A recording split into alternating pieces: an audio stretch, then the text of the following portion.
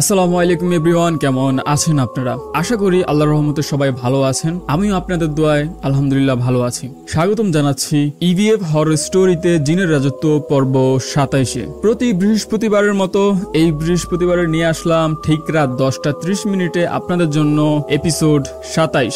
আজকের পর্বতে রয়েছে বেশ ভয়ঙ্কর ঘটনা, যা আপনাদেরকে এক অন্যরকম অনুভূতি দিতে পারে বলে মনে করি আমি। তবে সেই অনুভূতি পাওয়ার জন্য অবশ্যই আপনার আশেপাশের পরিবেশটাও ওই রকম থাকা লাগবে। এখন আপনি ক্রাউডের মাঝখানে যদি এরকম ঘটনা শুনেন, তাহলে কখনোই ওই ফিলটা পাবেন না। তো এই জন্য আমি বলবো যে আশেপাশের পরিবেশটা একটু ভৌতিক করে নিলে বেটার হয়, যেমন জানালা বন্ধ বা অন্ধকার রুম। এবং তার সাথে এটাও বলতে চাই যে আমাদের এই শোতে কোনো স্টোরি শোনানো হয় না, বাস্তব এক্সপিরিয়েন্স শেয়ার করা হয়, যেটা মানে কারোর সাথে ঘটেছে ওই রকম অভিজ্ঞতা শেয়ার করা হয়। এবং আপনারা যদি চান যে আপনাদের অভিজ্ঞতা আমাদের এই চ্যানেলের মাধ্যমে মানুষ জানুক শুনুক, তাহলে সেটা করতে পারেন, অবশ্যই শেয়ার করতে পারেন। শেয়ার করার মাধ্যম হচ্ছে দুইটি। প্রথম মাধ্যম হচ্ছে জিমেল, যেটা হচ্ছে evfbhai@gmail.com, যেখানে আপনি আপনার ঘটনা মেল করে পাঠাতে পারেন, লিখে সুন্দর করে গুছিয়ে ডিটেলস দিয়ে তারপরে পাঠাতে পারেন। আরেকটা হচ্ছে যারা জিমেলে পাঠাতে পারেন না, তারা হচ্ছে আমাদের জিনের রাজত্ব ফেসবুক গ্রুপ যেটা আছে, সেখানে আপনি গিয়ে জয়েন হয়ে তারপর হচ্ছে আপনি সেখানে ইনবক্স করলেই আপনার ঘটনা আমরা পেয়ে যাব। তবে সিলেকশন হবে কিনা সেটা আমরা যাচাই বাছাই করার পর সেটা আপনি জানতে পারবেন গ্রুপের মাধ্যমে। গ্রুপে জানিয়ে দেওয়া হয় যে পরবর্তী এপিসোডে কার কার ঘটনা সিলেক্টেড হয়েছে। আমি আছি ফারহান আপনাদের সাথে, আপনারা দেখছেন জিনের রাজত্ব পর্ব 27। তো বাড়তি কথা না বাড়িয়ে চলে যাচ্ছি আজকের পর্বের প্রথম ঘটনায়। আসসালামু আলাইকুম ফারহান ভাই, আশা করি আপনি ভালো আছেন। আমি এম সাইদ আহমেদ, জিনের রাজত্ব পরিবারের একজন নিয়মিত সদস্য এবং গ্রুপের একজন দায়িত্বশীল। কর্মজীবন ও পারিবারিক ব্যস্ততার কারণে কিছুদিন ঘটনা পাঠাতে পারিনি। তবে আজ সেই ব্যস্ততার মাঝেই আপনাদের জন্য লিখে ফেললাম এক বাস্তব অভিজ্ঞতা। আমার ঘনিষ্ঠ বন্ধু নাহিদ হাসানের মুখে এই ঘটনাটি শোনা। নাহিদ যেভাবে বলেছে আমি ঠিক সেভাবেই তুলে ধরছি। আসসালামু আলাইকুম, আমি মোহাম্মদ নাহিদ হাসান। আমার বাড়ি নওগাঁ জেলা মান্দা উপজেলার একটি গ্রামে। ঘটনাটা আমি যখন রাজশাহীর একটি সুনামধন্য হাফিজিয়া মাদ্রাসায় পড়তাম তখনকার।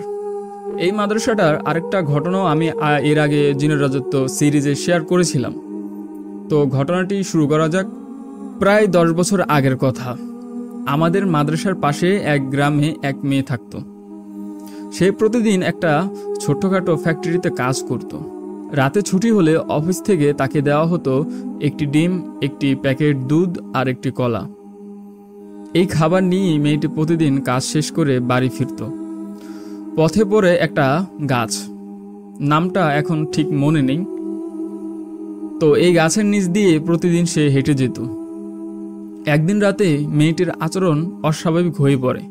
সে চিৎকার করে, কাদার মধ্যে গড়াগড়ি করা শুরু করে। পরিবার বুঝে যায় কিছু একটা হয়েছে। তারা দৌড়ে আমাদের মুহতামিম হুজুরকে ডাকতে আসে। হুজুর তখন এক জরুরি কাজে ব্যস্ত ছিলেন। আমাকে বললেন, তুই গিয়ে দেখ, যদি খুব প্রয়োজন হয় আমি এশার নামাজের পর গিয়ে ব্যবস্থা নেব। তো আমি ছিলাম হুজুরের প্রিয় ছাত্র।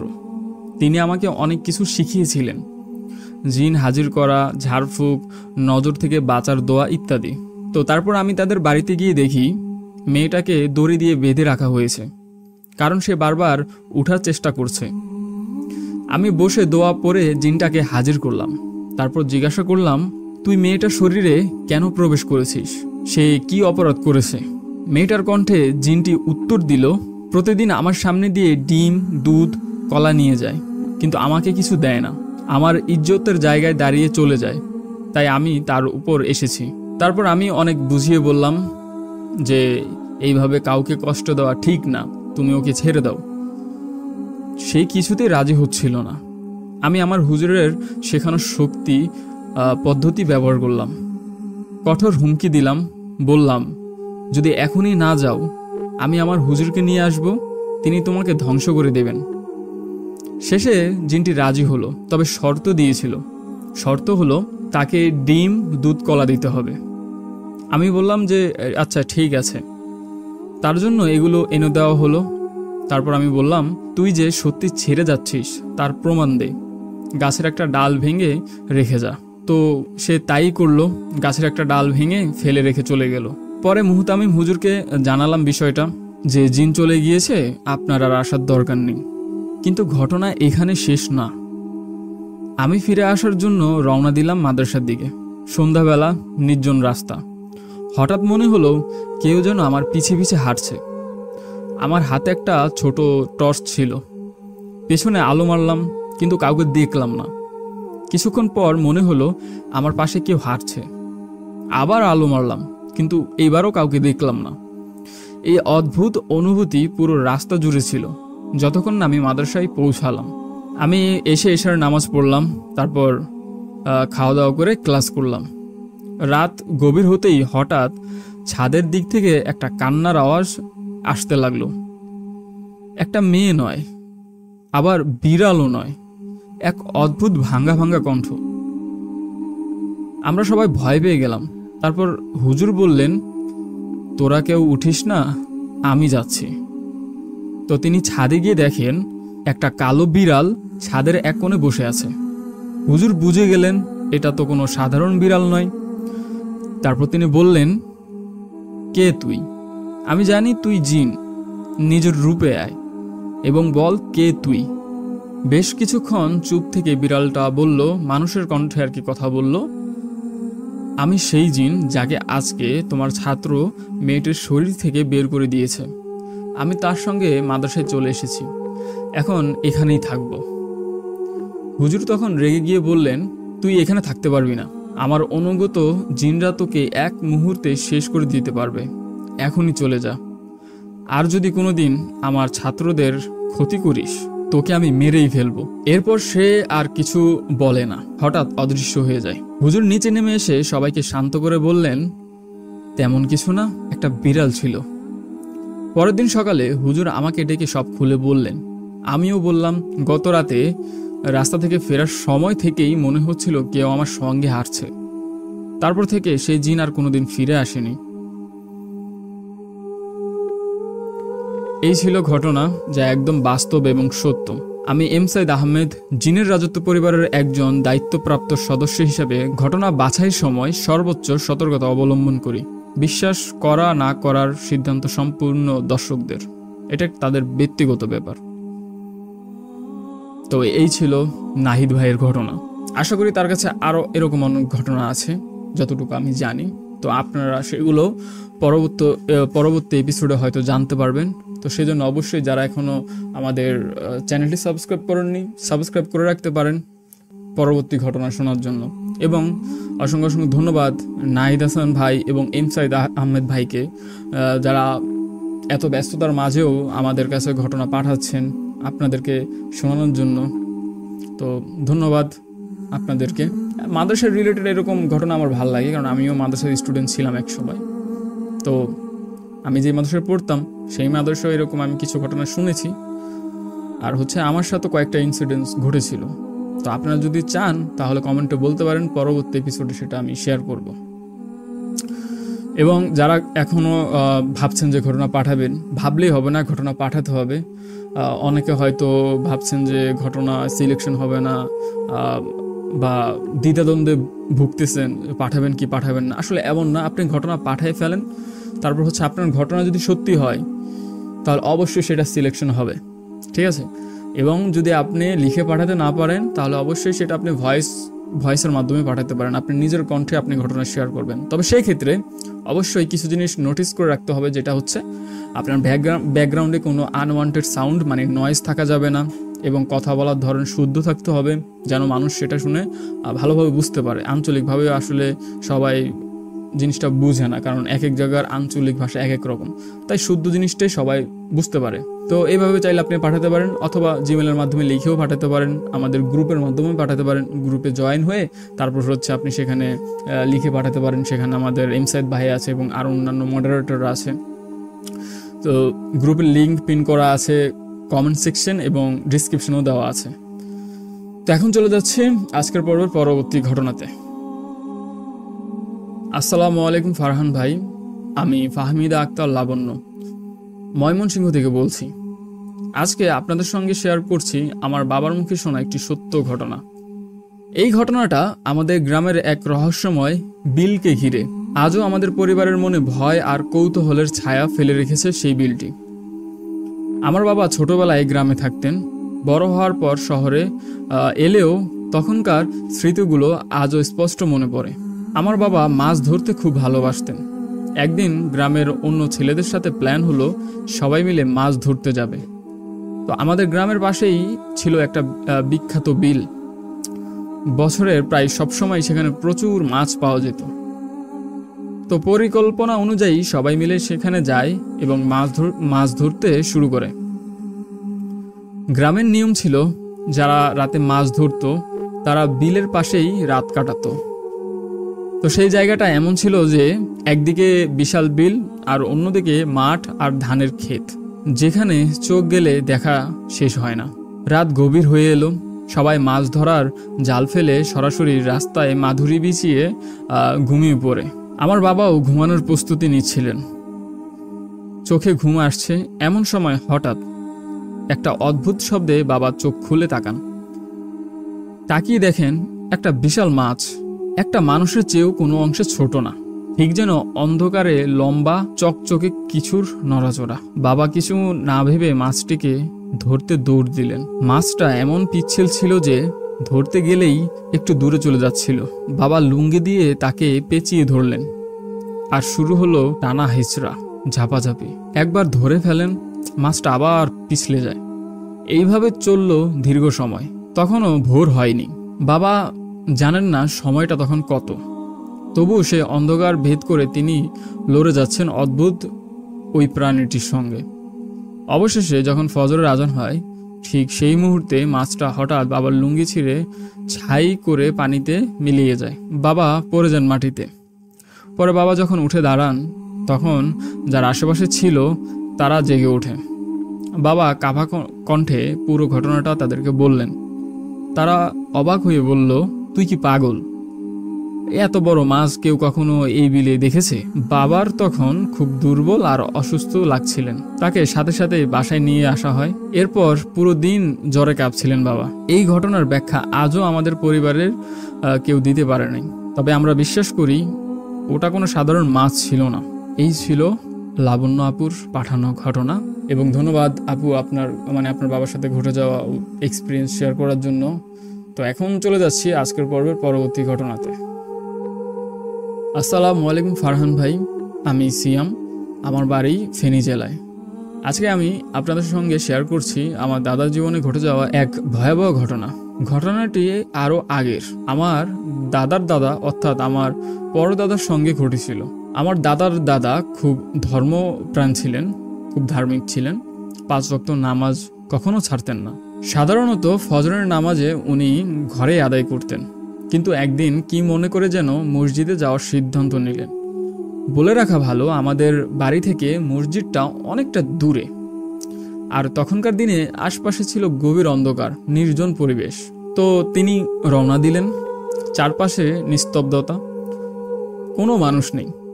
রাস্তাটা যেন অজানা এক ভয় ঘেরা ফাঁকা রাস্তা।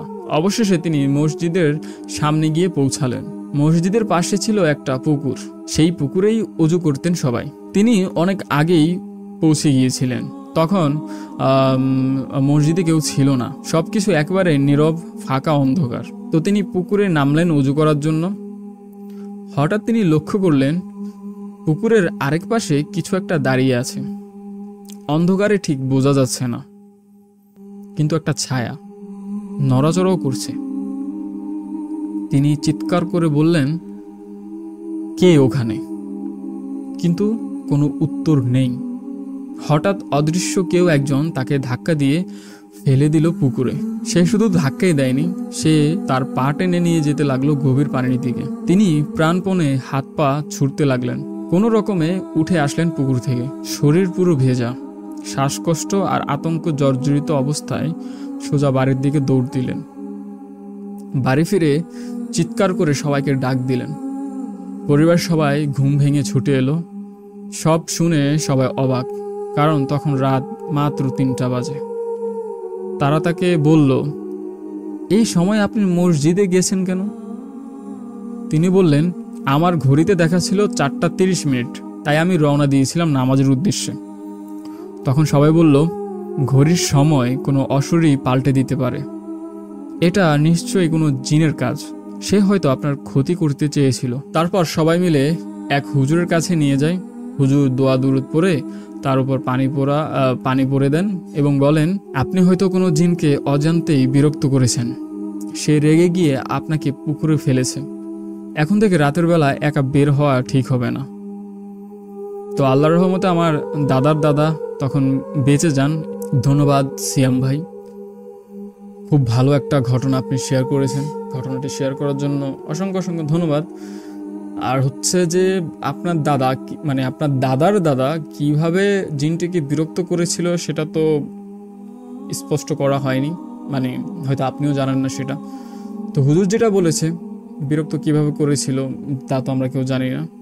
তবে বিরক্ত করার কারণে আপনার দাদার সঙ্গে যেটা ঘটেছে সেটা আসলেই বেশ ভয়ঙ্কর ছিল। এবং আমিও প্রায় সময় আপনাদেরকে বলি যে আমাদের চলাফেরার ক্ষেত্রে একটু দেখে শুনে, কারণ কখন আমরা কোন জিনিসকে বিরক্ত করে ফেলি সেটা আমরা নিজেরাও জানি না। দেখা গেছে সেটা সাপের রূপে হতে পারে, বিড়ালের রূপে হতে পারে বা অন্য কিছু। তো এরকম কিছু অদ্ভুত যদি আমরা কিছু অনুভব করি বা দেখি, তাহলে সেখান থেকে আমরা পাশ কেটে চলে গেলে আমি মনে করি যে ভালো হয়, সেটার দিকে না যাওয়াই বেটার। তো ধন্যবাদ সিয়াম ভাই ঘটনা পাঠানোর জন্য। চলে যাচ্ছি এখন আজকের পর্বের পরবর্তী ঘটনাতে। আসসালামু আলাইকুম ভাইয়া, আমি নওরিন। আমি ভালো আছি, আশা করি আপনিও ভালো আছেন। আমার আগের ঘটনাটি পড়ার জন্য ধন্যবাদ। আজকে আমি আপনাদের সঙ্গে শেয়ার করব আমার মামির মুখে শোনা একটি ভয়ঙ্কর বাস্তব ঘটনা। ঘটনাটা ঘটেছে এবারের কোরবানি ঈদের সময়। আমার নানুর বাড়িতে বেড়াতে গিয়ে এই ঘটনা ঘটে।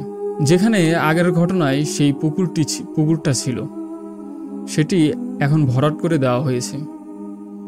এখানে যে পুকুরের কথা বলা হয়েছে, নওরিন আপুর আরেকটা ঘটনা শেয়ার করা হয়েছিল যেখানে এই পুকুরের কথা বলা হয়েছিল যে এই পুকুরে কিছু একটা আছে। তো পুকুরের উপর এখন ঘর উঠানো হয়েছে, আর তখন থেকেই একটার পর একটা অদ্ভুত ঘটনা ঘটেই চলেছে। প্রথম দিনের ঘটনা বলি। সেই নতুন ঘরের একটা ছোট্ট মেয়ে, বয়স হবে 7 থেকে 8 বছর। সে উঠানে খেলছিল, তাদের উঠানে খেলছিল সে। হঠাৎ মেয়েটার আচরণ বদলে গেল, চোখ বড় হয়ে গেল, অদ্ভুত অঙ্গভঙ্গি করতে লাগলো সেই মেয়েটা। পরিবারের লোকজন ভয় পেয়ে বাড়ির পাশের মাদ্রাসা থেকে এক হুজুরকে নিয়ে আসে। হুজুর দোয়া দুরুদ পড়ে বললেন, মেয়েটার উপর জিন এসেছে, সেই খেলার সময় জিনদের কোনো কাজে বাধা দিয়েছে, তাই এরা তার উপর উঠেছে। এই ঘটনার 1 সপ্তাহ পর ওই বাড়ির বড় ভাবির উপর জিন আসে। তখন সেই ভাবি ছিলেন 2 মাসের গর্ভবতী। সবাই ভয়ে আতঙ্কিত, যদি বাচ্চার কোনো ক্ষতি হয়ে যায়। অদ্ভুত বিষয়টা হচ্ছে জিনটা ভালো ধরনের ছিল। সে ভাবিকে নামাজ পড়তে বলতো, তাহাজ্জুদ পড়তে বলতো এবং পরিষ্কার কাপড় পরতে বলতো এবং সুগন্ধি ব্যবহার করতে বলতো, আর ভাবিও তাই করতেন। তারপর হুজুরকে নেওয়া হয়, তারপর তাকে ঝাড়ফুঁক করানো হয় এবং আলহামদুলিল্লাহ তিনিও সুস্থ হয়ে ওঠেন। এর কিছুদিন পর সেই বাড়ির ছোট ছেলে রাত প্রায় 2টার দিকে ওয়াশরুমে যাওয়ার জন্য বাইরে আসে। ফিরে আসার পথে সে দেখে বাড়ির পাশে একটা বড় গাছের ডালে একটা সাদা লম্বা ঝুলন্ত কিছু যেন দুলছে। সে চিৎকার দিয়ে ফেলে। তার মা আর ভাই ছুটে আসে, কিন্তু তারা কিছুই দেখতে পায় না। ছেলেটিকে নিয়ে ঘরে ঢুকে যায় তারা, আর তখন থেকেই তার জ্বর উঠে। পরপর 15 দিন জ্বর ছিল, এরপর ধীরে ধীরে সে ভালো হয়ে যায়। এর কদিন পর পাশের বাড়ির এক চাচি রাতে মাদ্রাসা থেকে তার মেয়েকে নিয়ে আসতে যাচ্ছিলেন। মাদ্রাসায় যেতে হয় আমাদের নানু বাড়ির পিছনের রাস্তা দিয়ে। হঠাৎ সেখানে এসে দেখেন 2 গাছের মাঝে দাঁড়িয়ে আছে একটা লম্বা সাদা অজানা কিছু। তার 2 পা গাছ দুটোর সঙ্গে জড়ানো।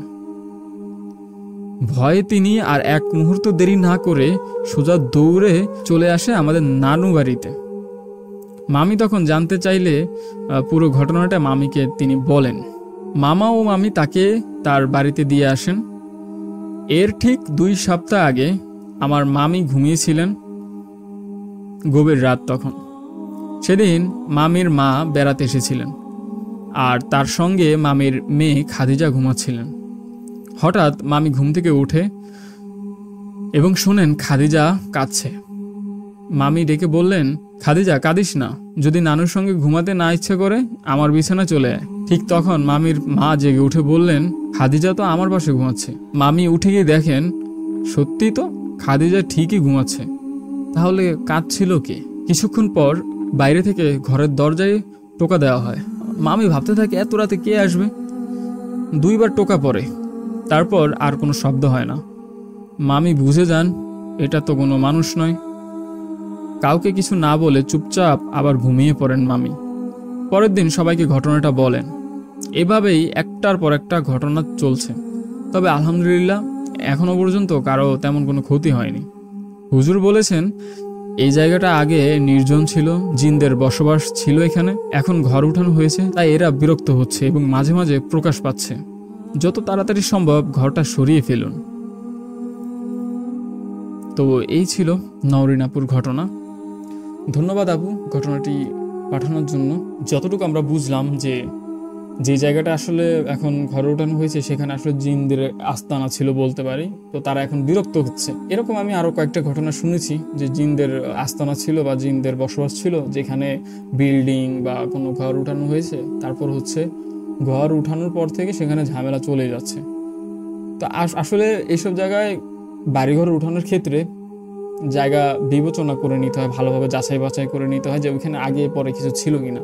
না হলে দেখেন আপনি একটা বাড়ি বানাচ্ছেন, তারপর সেটা তো আর হঠাৎ করে ভাঙা সম্ভব না বা অন্য কোথাও শিফট হওয়া সম্ভব না। তাই আগে থেকেই ভালোভাবে যাচাই বাছাই করে নেওয়া উচিত। তো ধন্যবাদ। আমরা চলে যাচ্ছি আজকের পর্বের পরবর্তী ঘটনাতে। আসসালামু আলাইকুম ফারহান ভাই, আশা করি আপনি ভালো আছেন। জি আলহামদুলিল্লাহ ভালো আছি। আমি কাজী নাজমুল হাসান, খুলনা জেলায় থাকি। আমার বয়স 17। অনেক দিনের ইচ্ছে ছিল আপনাদের কাছে একটা ঘটনা লিখে পাঠাবো, আজ সেই ইচ্ছে পূরণ করলাম। বলে রাখা ভালো, আমি একজন প্যারানর্মাল ইনভেস্টিগেটর। নানা ভৌতিক স্থানে ঘুরে বেড়াই নতুন কিছু অভিজ্ঞতা পাওয়ার আশায়। এই পথে হাঁটতে গিয়ে বহু ভয়ানক ঘটনার সম্মুখীন হয়েছি। তবে আজ বলছি আমার জীবনের প্রথম সেই ভয়ঙ্কর অভিজ্ঞতার কথা। সময়টা ছিল 2020 সালের শীতকাল। দিনটা ছিল শুক্রবার। আমি তখন নানা বাড়ি বেড়াতে গিয়েছিলাম খুলনার বেজের ডাঙ্গা এলাকায়। সেই দিন বিকেলে আমি আর আমার মামা মিলে বাজারে যাই কিছু স্ট্রিট ফুড খেতে। খেয়েছিলাম আলুর চপ, পেঁয়াজু আর ইলিশ মাছ ভাজা। বাড়ির জন্য কিছু খাবার নিয়ে ফিরছিলাম, কিন্তু আমার নানা আমাকে বলেছিলেন যে এত রাতে ভাজা খাবার নিয়ে বাইরে যাস না, তার মনটা নাকি অস্থির লাগছে, খারাপ কিছু ঘটতে পারে, এমন একটা কথা আমাকে বলেছিলেন আমার নানা। কিন্তু আমি কথাটা আমলেই নেইনি। খাবার হাতে নিয়ে সাইকেল চালিয়ে রওনা দিলাম বাড়ির পথে। রাস্তার মাঝখানে মামা হঠাৎ বলল, আমাকে এখানে নামিয়ে দে, আমার একটু কাজ আছে। তো আমি তাকে নামিয়ে দেই। তারপরে সোজা চলে গেলাম সামনে একটা চায়ের দোকানে। ঠান্ডায় শরীর জমে যাচ্ছিল, যেহেতু শীত ছিল আর কি। তাই চায়ের কাপে হাত নিয়ে দাঁড়িয়ে ভাবছিলাম যে এত রাতে একা সাইকেল চালিয়ে ফিরতে হবে। নানার কথাটাও মনে পড়ল, ভাজা খাবার নিয়ে রাতে একা চলাফেরা করলে জিনের প্রবলেম হতে পারে। তো মনের মধ্যে এক অজানা ভয় ঢুকে গেল। তবুও নিজেকে শক্ত করে সাইকেল চালানো শুরু করলাম। হঠাৎ পিছন থেকে মামার গলা শুনলাম। সে বলল, কথা বলিস না, সোজা চালা, বাড়ি চল। আমি তো অবাক হয়ে গেলাম, মামা হঠাৎ কোত্থেকে আসলো? তাকে তো আমি নামিয়ে দিয়ে আসছিলাম, সে হঠাৎ করে কোত্থেকে আসলো? আর আমার মামা সবসময় হাসি খুশি থাকে এবং সে একজন রসিক মানুষ, কিন্তু এই লোক তো একদম মুখ গোমরা করে ঠান্ডা কণ্ঠে কথা বলছে। তো সাইকেল চালাতে চালাতে তাকে অনেক কথা জিজ্ঞাসা করলাম, কিন্তু একটা কথারও উত্তর দিল না। চলতে চলতে আমরা পৌঁছালাম সেই রাস্তায় যেখানে কবরস্থানের মাঝখান দিয়ে মোল্লাপাড়া হয়ে নানা বাড়ি যেতে হতো। ঠিক সেখানে আমার সে মামা বলল, দাঁড়া, আমি একটু প্রস্রাব করব। তো আমি সাইকেল থামালাম।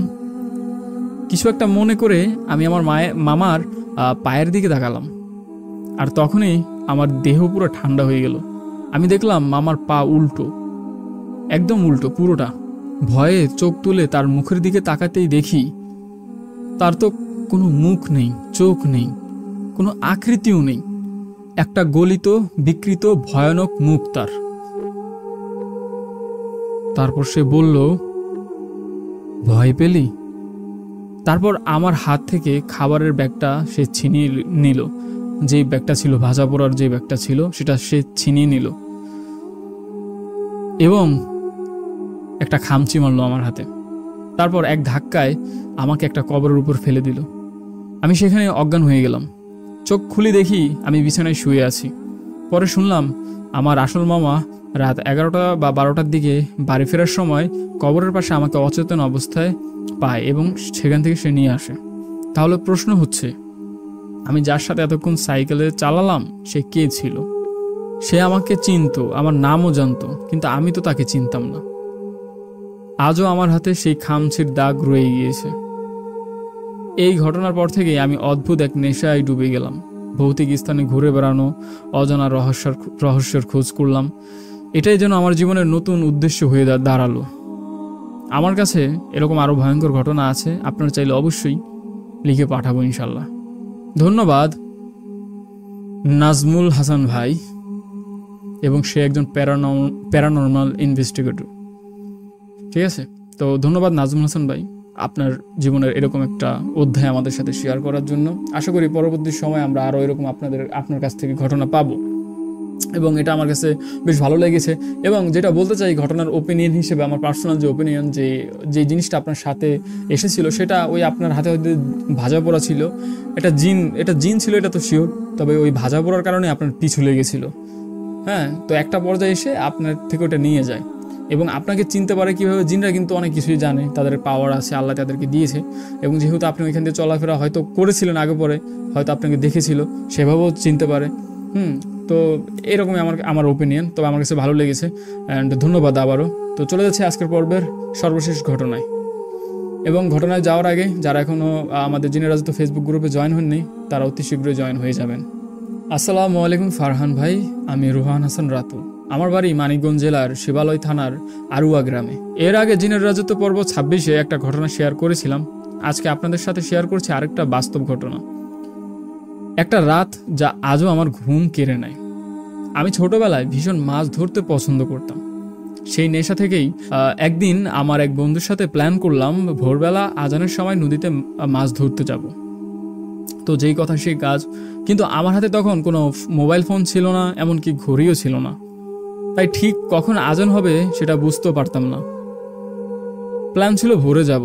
আমি ঘুম থেকে উঠেই মনে করেছিলাম এখন ভোর হয়ে গিয়েছে, কিন্তু আসলে না, তখন সময় ছিল রাত 12টা। তো আমি ঘুম ঘুম চোখে পাতিলা হাতে বের হয়ে পড়লাম একা নদীর দিকে। ভাবলাম বন্ধু হয়তো আগে চলে গিয়েছে, তাকে আর তাই ডাকলাম না। চারপাশে অদ্ভুত নিস্তব্ধতা, রাস্তার ধারে বড় একটা বাঁশঝাড়, সেই পথ ধরে হাঁটতে লাগলাম। তো নদীতে গিয়ে পাতিলাটা পানিতে ফেলে দিলাম, আর কিছুক্ষণের মধ্যেই এক পাতিলা মাছ ধরে ফেললাম। কিন্তু আজানের কোনো শব্দ নেই। মনে মনে ভাবলাম আজান দেয় না কেন। পেছনে তাকিয়ে দেখি চারপাশে অন্ধকার আর কুয়াশা ধীরে ধীরে ঘনাচ্ছে। মাথায় মাছ ভর্তি পাতিলা নিয়ে বাড়ির দিকে রওনা দিলাম। যেই না বাঁশঝাড়ের কাছে এলাম, ঠিক তখনই আমার চোখের সামনে একটা বাঁশ হঠাৎ করে ভেঙে পড়ল। আমি থমকে দাঁড়ালাম আর ভাবলাম বাঁশটা কি নিজে নিজেই পড়লো? এত রাতে কে বাঁশ কাটে? আমি এই জিনিসটি ভাবতেছি। বুকের ভিতর কেমন জানি ছ্যাদ করে উঠল। ভয় পেয়েও কৌতূহল থামাতে পারিনি। চোখ ডলতে ডলতে বাঁশঝাড়ের ভিতরে ঢুকে পড়লাম কৌতূহল নিয়ে। ভয় ছিল, কিন্তু কৌতূহলও ছিল। যে দেখি সেখানে কেউ ছিল না, কিন্তু একটা অদ্ভুত অনুভূতি হচ্ছিল। আমার মনে হচ্ছিল এই জায়গাটা যেন কোনো মানুষজনের না। বাঁশের নিচ দিয়ে বের হয়ে আসতেই হঠাৎ একটা গাছের নিচে গিয়ে দাঁড়ালাম। ঠিক তখনই কেউ বা কিছু আমার শরীরে প্রস্রাব করে দিল। হঠাৎ চমকে উঠলাম, শরীরটা যেন পুড়ে যাচ্ছে, জ্বলতে শুরু করলো পুরো গা। আমি মাথায় মাছের পাতিলা নিয়ে কোনো রকমে দৌড়ে গিয়ে আশ্রয় নিলাম এক পরিচিত মানুষের বাড়িতে। ঘটনা খুলে বলতে তিনি আমাকে কাচি পড়া পানি খাওয়ালেন। কিছুটা স্বস্তি পেলাম, কিন্তু তখনও আমার মনে হচ্ছিল আমি একা নই, কেউ আমার সাথে আছে। বাড়ি ফেরার জন্য যখন বের হলাম, তখন রাস্তা দিয়ে হাঁটছিলাম। আর ঠিক তখনই পিছনে স্পষ্ট পায়ের আওয়াজ শুনলাম, কিন্তু আমি দাঁড়াতে আওয়াজটা থেমে যায়। আবার যখন চলতে শুরু করলাম তখন আবারও আওয়াজটা শুরু হয়। এভাবে হাঁটতে হাঁটতে যখন আমার বন্ধুর বাড়ির কাছাকাছি পৌঁছালাম, ঠিক তখনই পেছন থেকে একটা গলা ফিসফিস করে বলল, আজকের মতো বেঁচে গেলি। আমি পিছনে ফিরে তাকালাম, কিন্তু কেউ নেই, শুধু ঝিরিঝিরি বাতাস আর একটা গা শিউরে ওঠা কণ্ঠ যা এখনো আমার কানে বাজে। এই ঘটনাটা আমার জীবনের একটা কালো রাত। এখনো চোখ বন্ধ করলে সেই বাঁশঝাড়, সেই প্রসাবের গন্ধ আর সেই ফিসফিস আওয়াজ শুনতে পাই। ধন্যবাদ রোহান হাসান রাতুল ভাই, এমন একটা ভয়ঙ্কর অভিজ্ঞতা শেয়ার করার জন্য আমাদের সাথে। জাস্ট একটু ভাবুন, আপনি একটা জায়গায় দাঁড়িয়ে আছেন, হঠাৎ করে কেউ আপনার গায়ে প্রসাব করে দিল, অদৃশ্য কিছু, আর তারপর আপনার গা জ্বলছে। কেমন লাগতে পারে? ভয়, আতঙ্ক সবকিছু মিলে কেমন লাগতে পারে? এটা আমরা আসলে এখন বললে হয়তো বুঝতে পারবো না, কারণ এটা আমাদের সাথে ঘটেনি।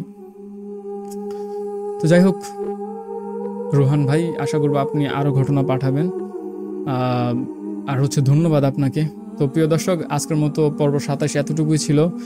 আমি এতক্ষণ ছিলাম ফারহান আপনাদের সাথে। আপনারা দেখছিলেন জিনের রাজত্ব পর্ব 27। আপনারাও চাইলে ঘটনা পাঠাতে পারেন, জিমেল এবং গ্রুপের মাধ্যমে লিখে পাঠাতে পারেন, ভয়েসের মাধ্যমে পাঠাতে পারেন। আর যে আমরা চাই যে মানুষের কাছে এমন কিছু শোনাতে যা আগে কখনো কেউ শোনেনি। তো সেটা করার জন্য অবশ্যই আপনারা ঘটনা পাঠাতে হবে। তো আজকের মতো বিদায় নিচ্ছি। সবাই ভালো থাকবেন, সুস্থ থাকবেন, আমাদের জন্য দোয়া করবেন, শোয়ের জন্য দোয়া করবেন। আল্লাহ হাফেজ।